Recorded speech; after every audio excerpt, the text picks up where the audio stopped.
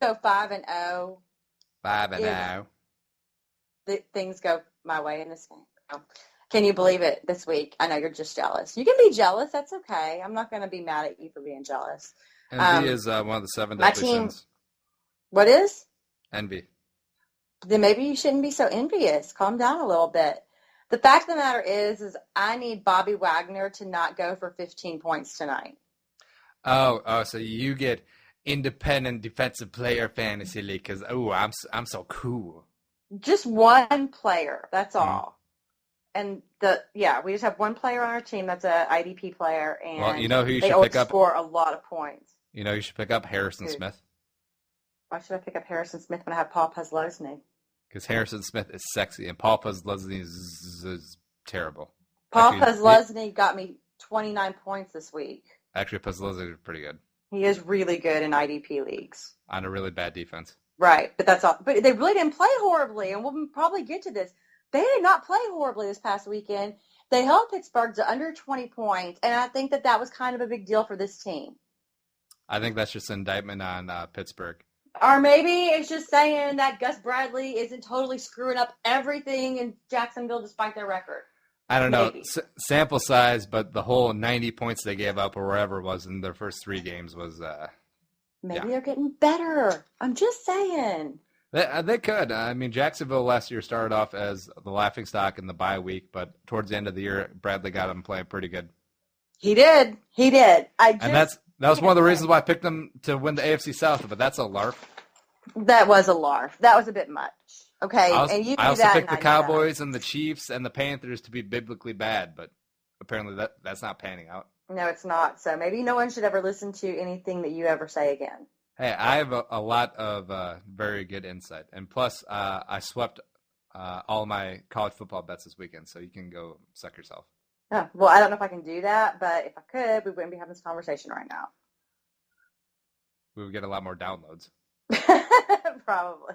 And speaking of which, I have faith in your Texas A&M Aggies at home against Ole Miss, and I bet them -3 because I think Ole Miss basically just won their Super Bowl. They're going to come into College Station all hungover and crap, and they are going to go down.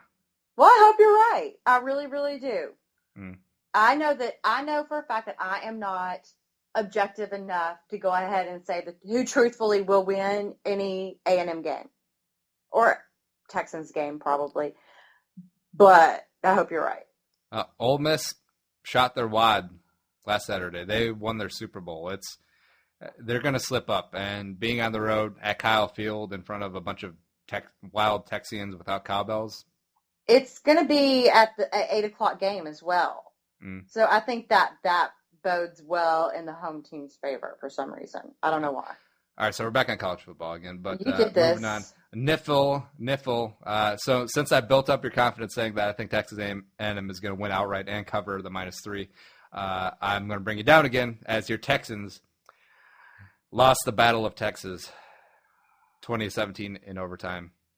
Arian Foster is a beast again. He was a beast. Ryan Fitztragic is who we thought he was. Okay. And that is all. Everybody know, and I apologize. I have just been so busy. I have not had a chance to even. I was working during the game. I caught the last half of the last quarter, and I have not even had the chance to watch it to catch up. I just know what I read for the rest of the game.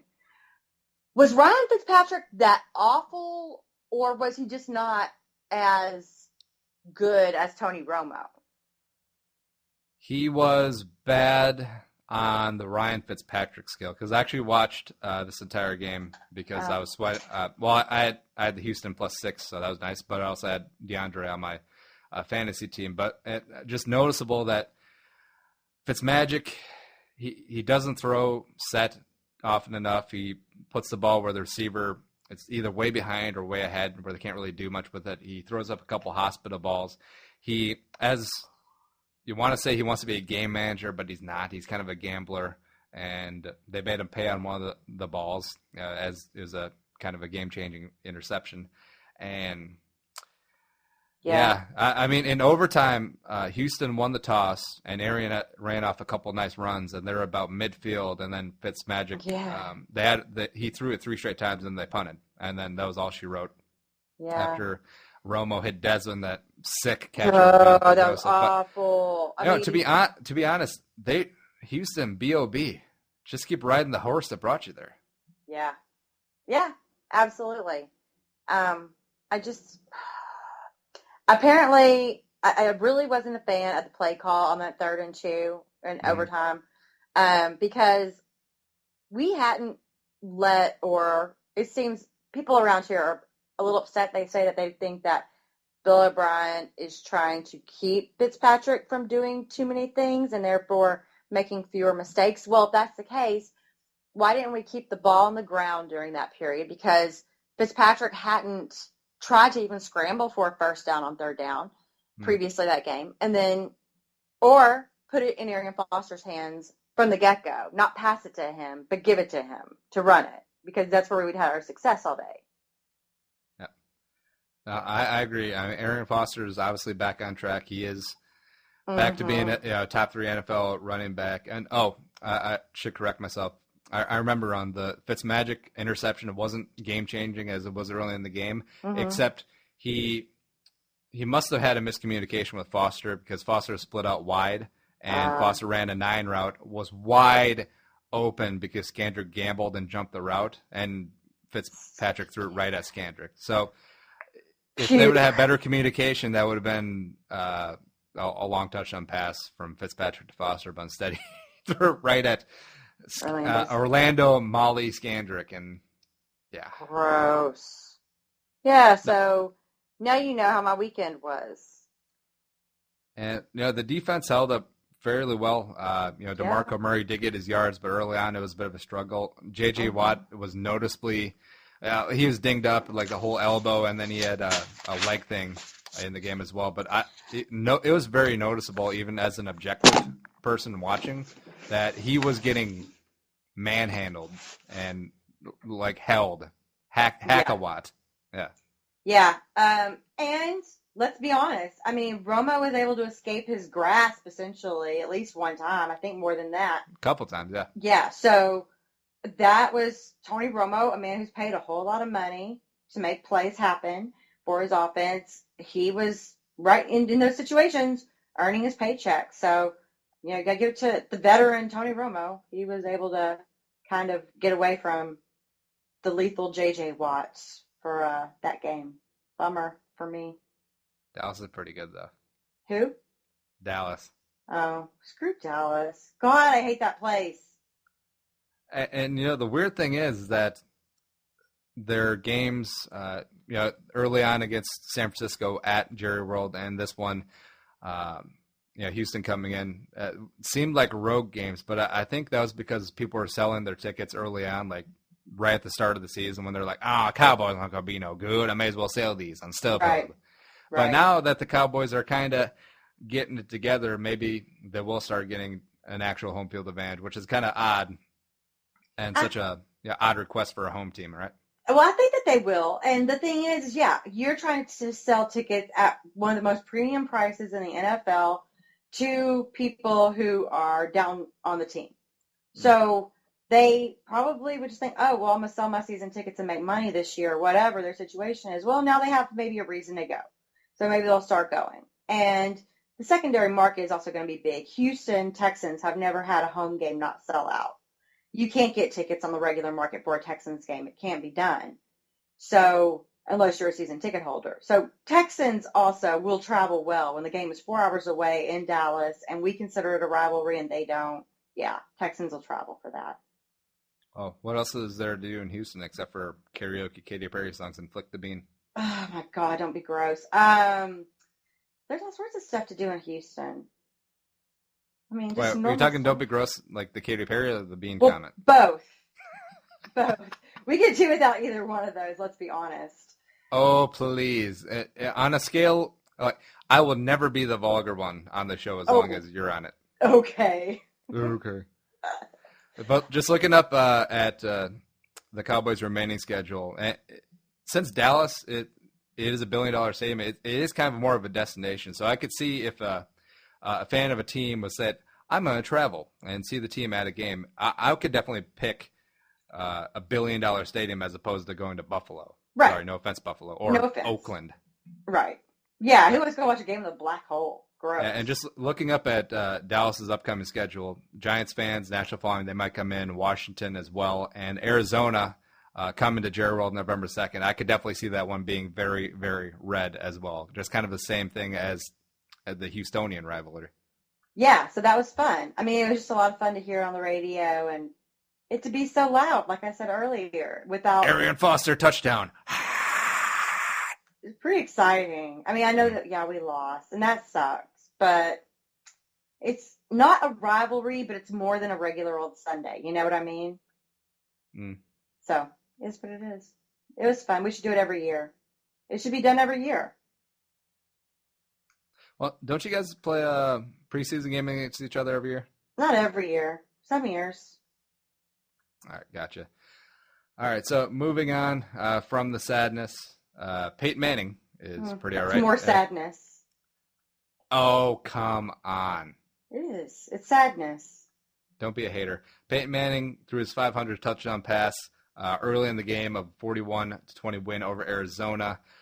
He ended up 4 touchdowns on the day. He now has 503 career touchdowns, 5 behind this guy, Bert Lorenzo Favre, has 508 career touchdowns. He could add to that, by the way. He could still be adding that total. But Peyton Manning probably going to pass Favre, definitely within 2 games, might even be the next game, but this is pretty exciting. 41-20 win over Arizona. Peyton Manning, the 39-year-old wonder. And I got a question for you, Claire. Ask. How long do you think Peyton Manning's going to keep playing? I would imagine it's not, again, unlike Tom Brady.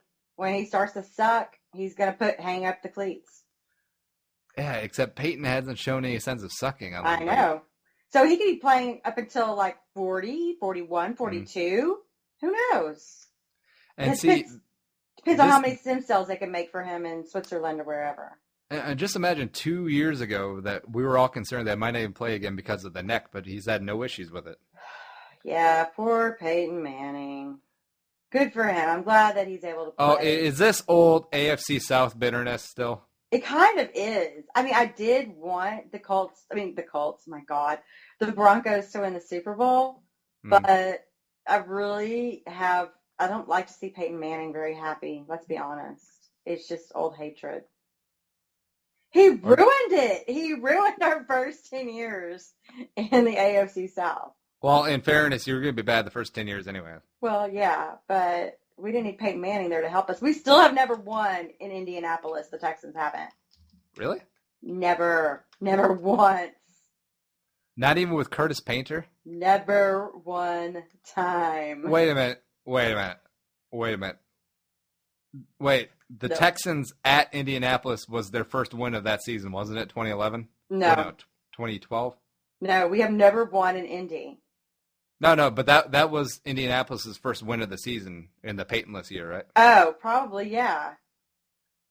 I don't know. My memory is not good like yours. I don't do history like you do history. Talk about current events. Yuck.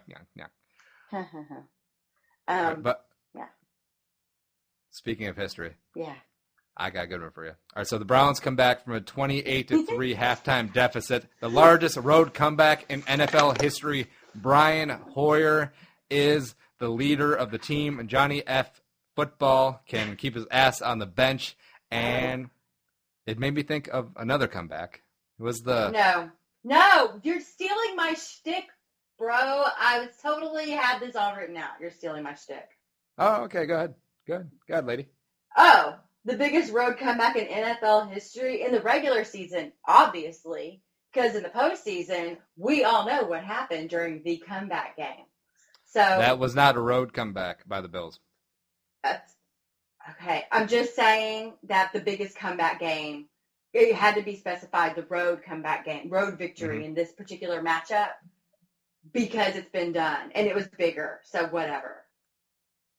Because, Claire, what was the biggest I don't want comeback? to talk about it anymore. I've already said my piece. I've acknowledged that it exists. That should be in enough. NFL history. All right, so for anyone who doesn't know what we're tiptoeing around and what I'm suggesting passive-aggressively, 35-3 Oilers over the Bills, wild card weekend. And then the Yes. Bills come back